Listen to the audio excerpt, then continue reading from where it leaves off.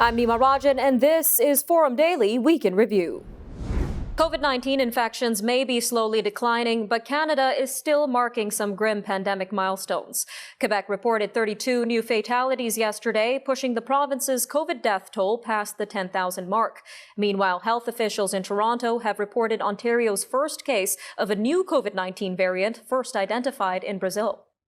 The Public Health Agency of Canada says Ottawa plans to distribute more than 70,000 Pfizer-BioNTech vaccine doses this week ahead of a major ramp-up. But no Moderna doses are on the schedule. The agency says 70,200 Pfizer doses are forecasted for delivery to the provinces and territories for the week starting February 8th, followed by about 336,000 and 396,000 doses in the final 2 weeks of the month. However, its distribution schedule lists no new Moderna shipments beyond February 7th, as confusion over deliveries deflates Canadians' confidence in the Liberal government's vaccine rollout. Major General Danny Fortin, the military commander managing logistics of vaccine delivery for the agency, said Thursday that Canada does not know how many Moderna doses will arrive in the weeks ahead, and that the company hasn't said why it has reduced shipments to Canada. Ottawa's plan to require hotel quarantines for international travelers is coming under scrutiny. The Canadian Civil Liberties Association says the decision infringes on a citizen's mobility rights and may also harm lower-income Canadians. A top lawyer for the organization's Fundamental Freedoms program is calling on the Trudeau government to step up and provide evidence that returning passengers are breaching the current requirement to self-isolate at home. The federal government has not announced when mandatory hotel quarantines will come into effect. More than a dozen federal lawmakers from all parties are calling for the 2022 Winter Olympics to be moved outside China, citing a genocidal campaign by its government against Uyghurs and other Muslim minorities. An open letter signed by 13 MPs, a half a dozen Quebec politicians, and others warns that participating in the Beijing Olympics would serve to validate a regime that they say is perpetuating crimes against humanity within its own borders. The letter demands that the International Olympic Committee relocate the global competition to avoid having athletes tainted by an event that lawmakers say would be comparable to the 1936 Berlin Games under the Nazi regime. China has been accused of using forced birth control to limit Uyghur births and detention camps to indoctrinate the mostly Muslim minority into mainstream Chinese society, which Beijing denies. Environment and Climate Change Canada says the intense cold across the prairies is forecast to continue for the rest of this week. The weather agency says a very cold air mass broke daily records in Alberta, Saskatchewan, and Manitoba on the weekend. In Saskatchewan's far north, Uranium City set an all-time low of minus 49.9 degrees Celsius, the coldest temperature the community has seen since records began there in 1953. Edmonton International Airport's official temperature dipped to minus 43.8 early Sunday, but that wasn't quite cold enough to beat minus 43.9 that was set on February 7, 1994. Advocates say the Canadian-Chinese business community is facing another devastating impact to its revenue this year as the pandemic looks to disrupt Lunar New Year celebrations. Doris Chow, co-founder of the Youth Collaborative for Chinatown in Vancouver, says restrictions in place this year will likely mean a blow to New Year celebrations for the second year in a row. She says it's the equivalent of losing a Christmas shopping season for businesses. Organizations representing Black, Indigenous, and people of color business owners say Ottawa should require Canadian banks to disclose lending and service records by race, gender, income, and neighborhood. Black Business and Professional Association President Nadine Spence says such a move would ensure more equitable access to credit and loans. She says Black business owners deal with discrimination in banking, and sharing such data would eventually help hold banks to account for their policies and practices. Finance Minister Chrystia Freeland's office says the government is open to various measures to fight systemic racism. A Canadian company is helping to lead the virtual charge into the world of PlayStation politics.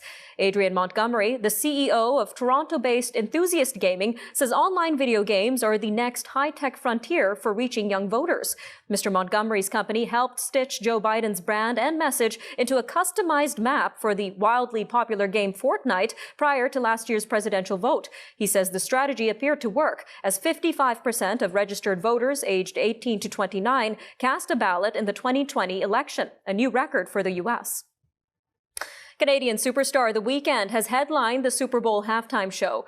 The 30-year-old Toronto-raised R&B singer kicked off his 14-minute set in his signature red blazer and sunglasses, directing his robotic ensemble and singing Call Out My Name. The three-time Grammy winner and dozens of his dancers also performed Blinding Lights and other hits. When we return on the Forum Daily Week in Review, a look across Canada from this past week. Stay with us.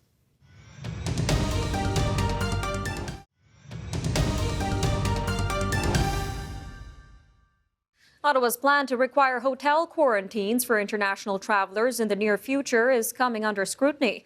A top lawyer for the Canadian Civil Liberties Association is calling on the Trudeau government to step up and provide evidence that returning passengers are breaching the current requirement to self-isolate at home. Meanwhile, current provisions where officials are taking travelers to undisclosed quarantine facilities continue. However, one demographic had found a way to bend the rules up until now. There had been reports that snowbirds had been crossing the land border to avoid the mandatory quarantine. The federal government has acknowledged this occurrence and announced a mandatory testing requirement today, where all land travelers must show a recent negative COVID-19 test. Well, to talk more on these travel restrictions and developments, we are joined by Mr. John Carpe, the president of the Justice Centre for Constitutional Freedoms. Sir, thank you for joining us on Forum Daily. Glad to be with you. So can you tell us a little bit more on how these regulations that were announced today on land border crossings differ from those for air travel? Well, what we're seeing so far is the government wants to extend the same imprisonment and confinement conditions and impose them on land travelers as well. But I think they're missing the bigger issue, which is what is the problem with people quarantining at home? People who fail to quarantine at home are subject to severe fines. So, I mean, first of all, a lot of people are willing to obey that law even without the threat of fines, but then you have the threat of severe fines to back that up. We don't enforce other laws by locking people up, and the government has not put forward any evidence to show that this is even necessary in the first place in terms of severe incidents of non-compliance with people quarantining at home. Now, considering that home quarantine works in all other contexts, has the government provided any added benefit to mandatory quarantine centres at all? This will be one of the issues we're going to raise in a forthcoming court action. Once the government finalizes these policies, the Justice Centre will take this into federal court. And sound bites and nice slogans from news conferences are not going to work. The government will actually need to put in real evidence to show why the government believes that these measures are necessary. Now, a spokesperson for the Public Health Agency of Canada recently told Global News that these quarantine facilities are a last resort for those without a suitable place to isolate. So is that the story that you're hearing from travelers as well? Are they given a choice in terms of these quarantine facilities, sir? There's no choice at all. Either you come willingly and don't put up a fuss, and you go with the people that are going to put you in a van, take you to a secret location, cut you off from friends and family so you can't communicate with them, deny you a right to call a lawyer, and also the detention confinement is not put before a judge. If you don't go willingly, then the police will be called in and you'll be arrested and handcuffed. So you don't have a choice.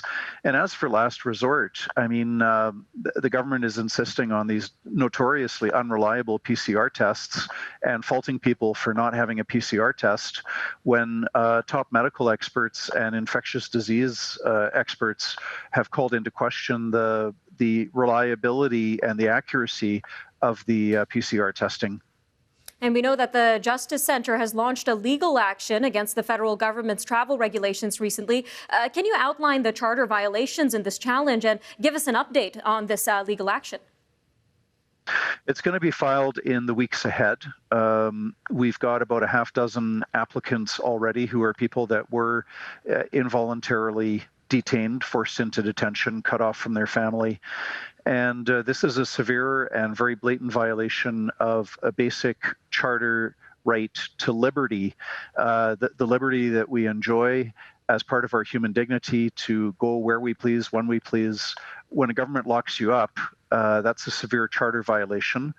And this is also a violation of the Charter Freedom of Canadians to enter and leave Canada. Yes, we can re-enter Canada after leaving, but when you impose this kind of barrier, you're really putting yourself in league with repressive regime.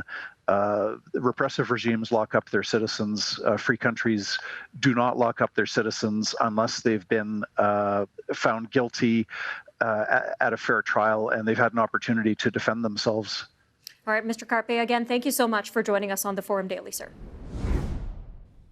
All right, don't go away. Coming up next on our Forum Daily Week in Review, we look at more top headlines from this past week from across Canada, starting in BC, where the Health Services Authority CEO has resigned. Meanwhile, after multiple violations of health orders, Alberta faith leaders called on an Edmonton church to follow the rules and do what's best for the community. More on these stories and more national and international news coming up next. Stay tuned.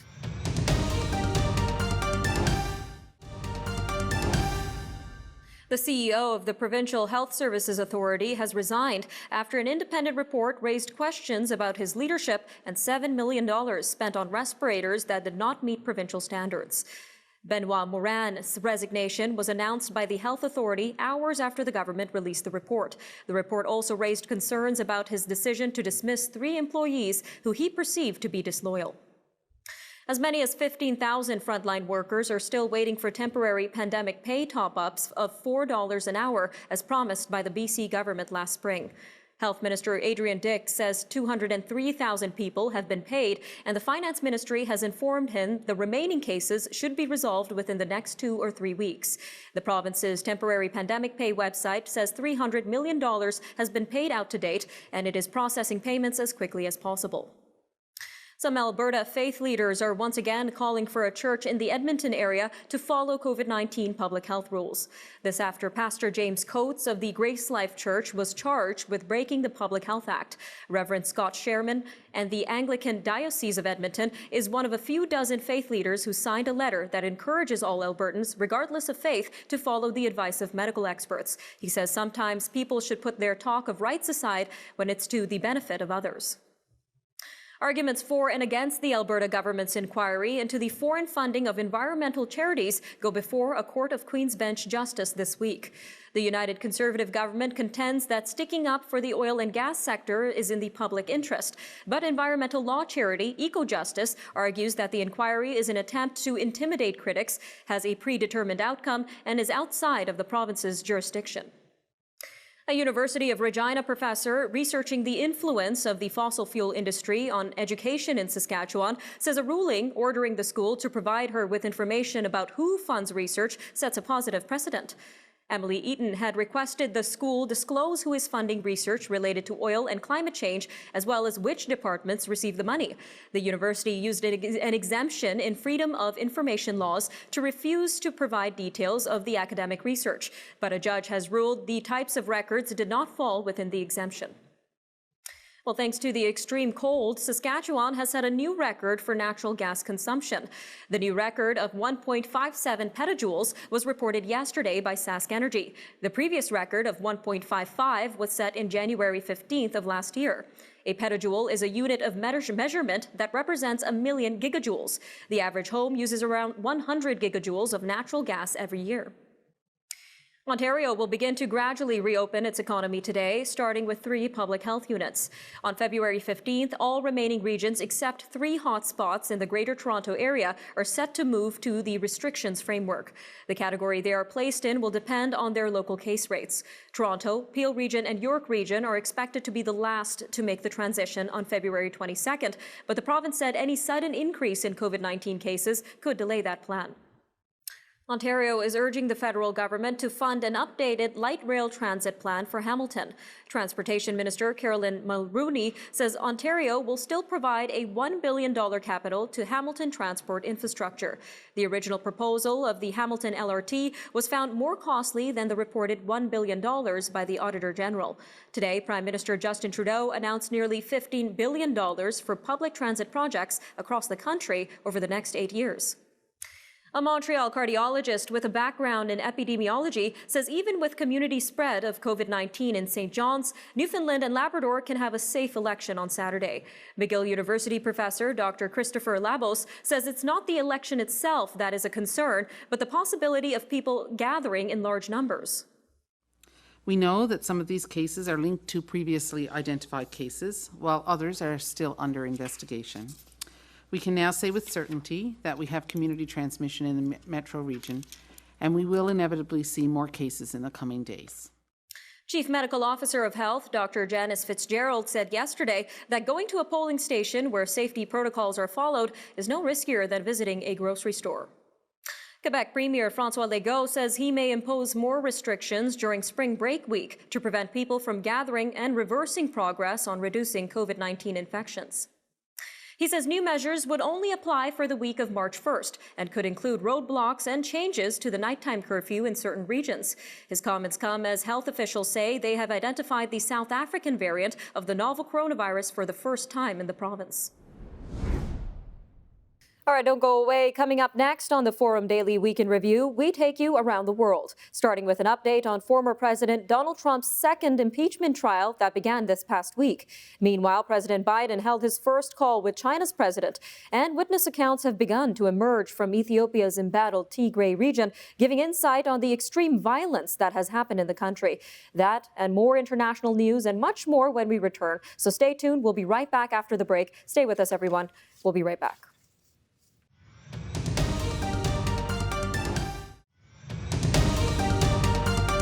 In the first full day of arguments at the historic second impeachment trial of Donald Trump, Democrats accused the former president of failing to call off rioters and stop the violence at the U.S. Capitol last month. Impeachment managers presented security footage, social media videos, police radio calls, and Mr. Trump's own Twitter posts to argue that he incited the January 6th insurrection at the Capitol and failed to act quickly to send help or call his supporters off. Mr. Trump's defense lawyers will present their arguments Friday and Saturday. U.S. President Joe Biden has held his first call with Chinese President Xi Jinping. He pressed the Chinese leader about trade and Beijing's crackdown on democracy activists in Hong Kong and other human rights concerns. The two leaders spoke just hours after Mr. Biden announced plans for a Pentagon task force to review U.S. national security strategies in China, and he was levying sanctions against Myanmar's military regime following this month's coup. Iran's Parliamentary Revolutionary Guard Thursday has begun a ground forces drill near the Iraqi border. A report by state TV said the annual exercise, dubbed as the Great Prophet, is ongoing in the southwest of the country and is an assessment of forces. In recent months, Iran has increased its military drills as the country tries to pressure President Joe Biden over the nuclear accord, which he has said America could re-enter. Yemen's Houthi rebels targeted an airport in southwestern Saudi Arabia, causing a civilian plane on the tarmac to catch fire. The attack came just a few days after President Joe Biden announced that the U.S. would end its support for the Saudi-led coalition's war against the Houthi rebels. Yemen's war began in September 2014 and has killed some 130,000 people and driven the Arab world's poorest country to the brink of famine. Rare witness accounts are emerging from the conflict in Ethiopia's Tigray region as fighting enters a fourth month. An American nurse who recently escaped tells the Associated Press that 1,000 people were killed around her family's town alone. And an opposition official says his party and others have compiled thousands of names of dead civilians. He warns that once the region becomes accessible, the world will apologize to the people of Tigray, but it would be too late. Groups of Myanmar's many ethnic minorities have marched behind their regional flags in a large protest that displayed the broad opposition around the country to last week's military takeover. Resistance to the coup received a major boost from abroad from U.S. President Joe Biden, who ordered new sanctions and promised more measures to come. Tens of thousands of protesters, if not more, have marched daily in the country's biggest cities, and participants have included civil servants, medical personnel, Buddhist monks, and LGBTQ contingents. South Korea has reported its highest daily jump in COVID-19 cases in 2 weeks, prompting concerns about a potential surge as Lunar New Year holidays get underway.